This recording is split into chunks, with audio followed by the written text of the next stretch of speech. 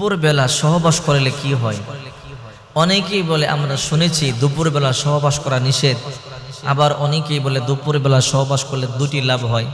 বিভিন্ন রকমের মন্তব্য, মানুষের মনে বিভিন্ন রকমের প্রশ্ন জাগ্রত হয়। তবে হ্যাঁ, আপনি মুসলিম হিসেবে আপনাদেরকে শরিয়ত সম্পর্কে জানতে হবে। আপনি মুসলিম হিসেবে আমাদেরকে প্রশ্ন করে আপনার জেনে নেওয়া উচিত, যেহেতু আপনি জানেন না।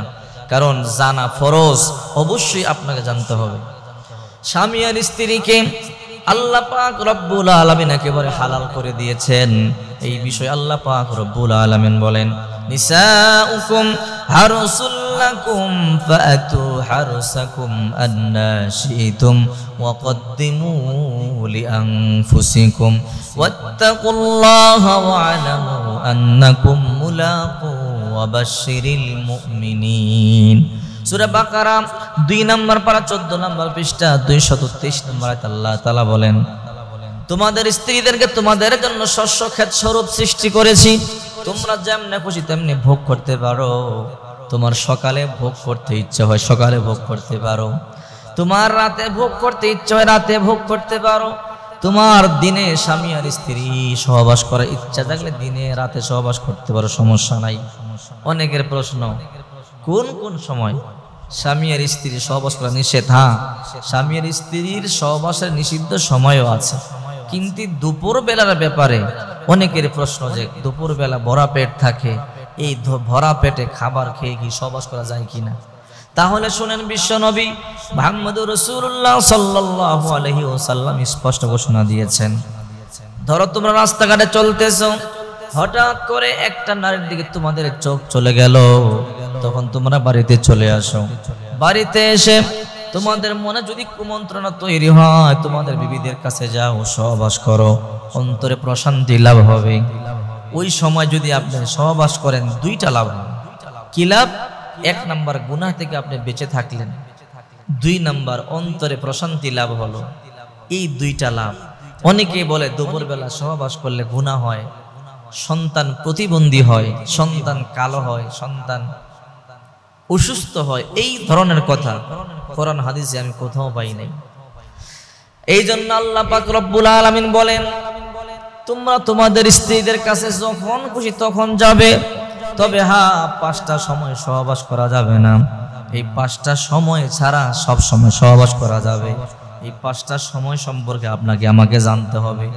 1 নাম্বার, মাসিক চলাকালীন সময় স্ত্রীদের সাথে সহবাস করা যাবে না, কিন্তু ইহুদি খ্রিস্টানরা ভালো করে এই সময় সহবাস করে না, এই সময় করা যাবে না। 2 নাম্বার, নেফাসের সময়, সন্তান প্রসবের পরে যখন রক্ত যায়, ওই সময় সহবাস করা যাবে না। 3 নাম্বার, রোজা থাকা অবস্থায়। 4 নাম্বার, ইতিকাফ অবস্থায়। 5 নাম্বার, বাইতুল্লাহ তাওয়াফরত অবস্থায়।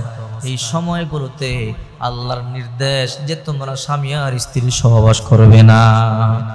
কিন্তু দুপুর বেলা সহবাস করা যাবে না এই রকম কথা নাই। আপনার মনে চাইলো, আপনার অন্তরে খাহের জাগলো যে আমি দুপুর বেলা আমি আমার বিবির কাছে যাব, আমি আমার স্ত্রীর কাছে যাব। আল্লাহ তাআলা স্ত্রীদেরকে তৈরি করেছেন স্বামীর শান্তির জন্য, অন্তরে প্রশান্তির জন্য। আপনি যাবেন, এতে কোনো বাধা নাই। স্ত্রী থাকার পরেও যদি আপনি কষ্ট করেন, তাহলে এটা হবে আপনার উপরে জুলুম। স্ত্রী থাকার পরেও যদি আপনি স্ত্রীর হক নষ্ট করেন, আপনার নিজের হক নষ্ট করেন, তাহলে আল্লাহর দরবারে আপনাকে জবাব দিতে হবে। আপনার স্ত্রীর হক আপনাকে আদায় করতে হবে, আপনার স্ত্রীকে আপনাকে ভালোবাসতে হবে, আপনার স্ত্রীকে সময় দিতে হবে।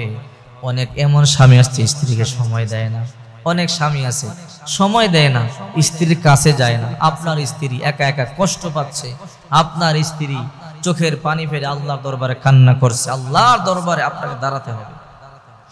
এই জন্য মা বোনদেরকেও বলবো, স্বামী যখন ডাকবে স্বামীর কাছে চলে আসবে।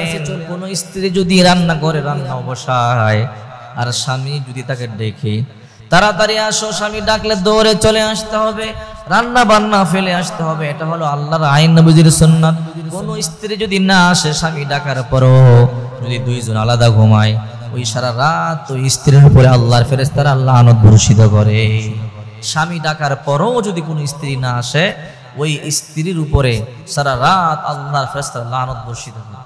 এই জন্য সাবধান। স্বামী আর স্ত্রী একে অপরকে সময় দিবেন, একে অপরকে ভালোবাসবেন, স্বামী আর স্ত্রী একে অপরকে মুহাব্বত করবেন, একে অপরের হকের উপর খুব সাবধান থাকবেন। কেন? কারণ একজনের হক যদি আরেকজনের কারণে নষ্ট হয়, আল্লাহ দরবারে অবশ্যই আপনাকে জবাব দিতে হবে। এই জন্য আমাদের এখান থেকে প্রমাণিত হয়ে গেল দুপুরবেলা স্বামী আর স্ত্রীর সহবাস করা কোনো সমস্যা নাই, জায়েজ আছে। তবে হ্যাঁ, একেবারে সূর্য মাথার বরাবর থাকলে সহবাস করবেন না, সূর্য যখন উদিত হয় তখন সহবাস করবেন না, সূর্য যখন অস্ত যায় তখন সহবাস করবেন না। এই তিনটা সময় বড় ডেঞ্জার সময়। এই সময়গুলোতে আল্লাহ পাক রব্বুল আলামিন নামাজ পড়া পর্যন্ত নিষিদ্ধ করেছেন, যে এই সময়গুলোতে নামাজ পড়া